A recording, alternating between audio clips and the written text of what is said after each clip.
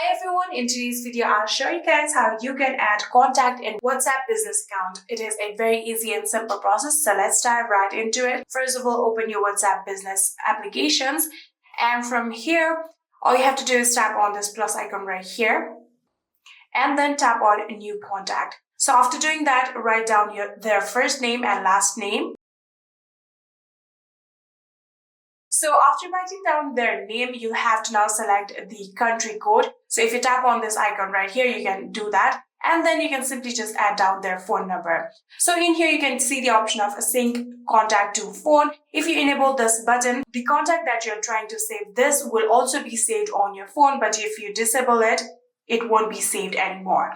So after doing that, you can simply just tap on done, and like that, you will successfully be able to create a new contact. But if they do share their account's QR code, you can simply just tap on this add via QR code and scan their QR code and add their contact like that too.